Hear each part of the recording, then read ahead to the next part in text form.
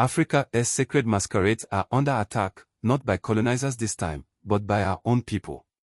How did centuries-old traditions that brought joy, unity, and spiritual connection to our communities suddenly become evil in the eyes of some Africans? This is a story about cultural warfare happening right in our own backyard. Welcome back to the channel. I am your host, and today we're diving deep into one of the most troubling trends in contemporary African society, the systematic demonization of our ancestral masquerade traditions. From the Egungun of Yorubaland to the ex-societies of the Cross River region, from the Dan masks of Cote d'Ivoire to the Jellit ceremonies of Benin, these sacred practices are being labeled as demonic by growing segments of our own population. We're going to examine how this happened, who is behind it, and what it means for the future of African cultural identity. Let's start with some historical context. Masquerades in West and Central Africa aren't just entertainment, they never were. These traditions date back thousands of years, with archaeological evidence from the Nok civilization showing mask making as early as 500 BC. That is over 2 millennia before the arrival of Christianity or Islam in most of these regions. In traditional Igbo society, masquerades like Mmanwu represent the spirits of ancestors returning to guide and protect their communities. The Yoruba Egungun serves a similar purpose, maintaining the connection between the living and the dead. Among the Ekan people of Ghana, the Adu masquerades mark important festivals and rites of passage. These weren't random cultural practices, they were sophisticated spiritual and social technologies that maintained community cohesion, resolved conflicts, and preserved oral history. The masquerades served multiple functions beyond the spiritual. They were educational tools, teaching young people about history, morality, and social norms. They were therapeutic, providing psychological release through performance and participation. They were democratic institutions where grievances could be aired and justice dispensed through ritual drama. Like this video help more Africans see this story. But here is where things get interesting and disturbing. The systematic campaign against masquerades didn't start with colonialism, though colonial administrators certainly discouraged many traditional practices. The real assault began in the post-independence era, particularly from the 1980s onward, coinciding with the explosive growth of Pentecostal Christianity across West and Central Africa. Today, in countries like Nigeria, Ghana, Cameroon, and Cote d'Ivoire, you'll find entire communities where masquerade traditions that existed for centuries have been abandoned within a single generation. In some areas of southeastern Nigeria, young people have never seen an Mmanwu performance because their parents consider it satanic. In parts of Ghana, traditional festivals featuring masquerades have been replaced entirely by Christian revival meetings. The numbers are staggering. According to research by the University of Lagos, over 60% of traditional masquerade groups in southwestern Nigeria have disbanded since 1990. In Cameroon's northwest region, anthropologists estimate that 70% of traditional masked societies have either disappeared or significantly reduced their activities in the past 3 decades. Subscribe and hit the bell for honest, Pan-African analysis you want to find on CNN or BBC. So who are the key players in this cultural transformation?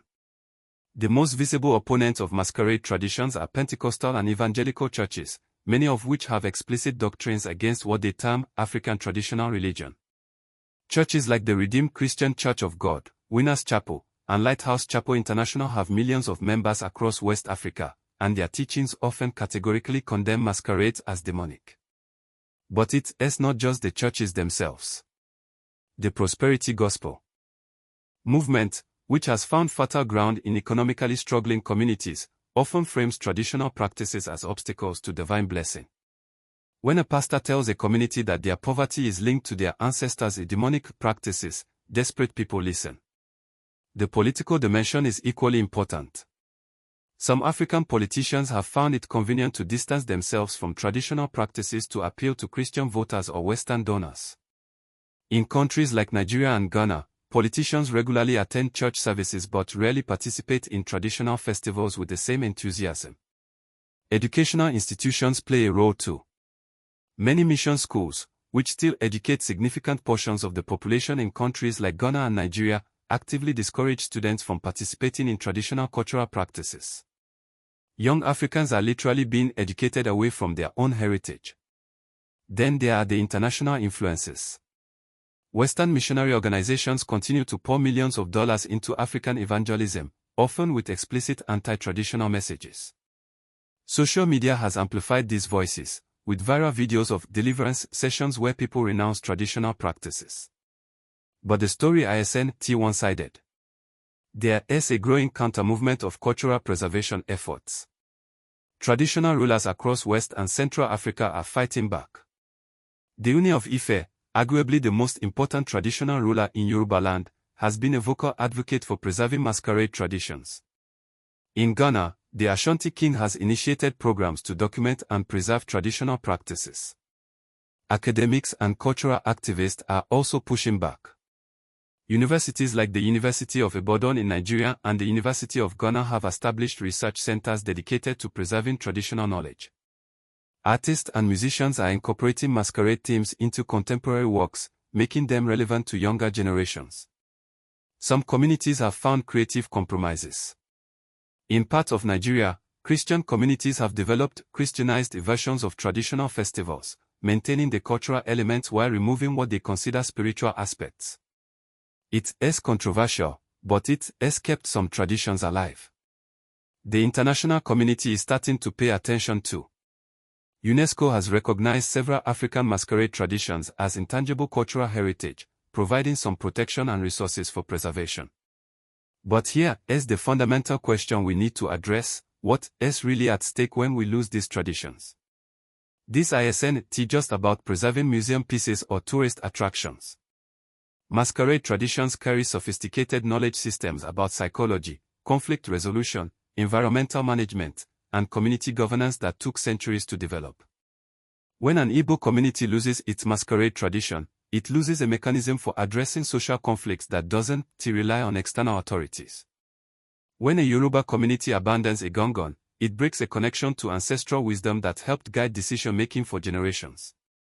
When young Africans grow up believing their cultural heritage is evil, we create a generation disconnected from the very roots that could provide alternative models for development and governance. The economic implications are significant too. Cultural tourism based on authentic traditions could generate millions of dollars in revenue for African communities. Countries like Mali and Burkina Faso have successfully monetized their masquerade traditions through festivals that attract international visitors. But you can market traditions that no longer exist. There is also a geopolitical dimension. When Africans reject their own cultural practices as primitive or evil, it reinforces colonial narratives about African inferiority. It makes us more dependent on external validation and less confident in our own knowledge systems. So what is the path forward? First, we need honest conversations about religious tolerance and cultural diversity. African Christianity doesn't have to be anti-African culture. Many of the early African churches successfully synthesized Christian theology with African cultural practices. Countries like Ethiopia and Egypt maintained both Christian identity and rich traditional cultures for centuries. Second, we need education reform that teaches African children about their cultural heritage as valuable knowledge, not as obstacles to progress. When a young Nigerian learns about the sophisticated psychological insights embedded in Igbo masquerade traditions, they develop pride in African intellectual achievement. Third, we need economic arguments for cultural preservation. Communities that maintain their traditions while adapting to modern realities often do better economically than those that abandon everything. Cultural authenticity becomes a competitive advantage in the global economy. Finally, we need to recognize that this is ultimately about African agency and self-determination.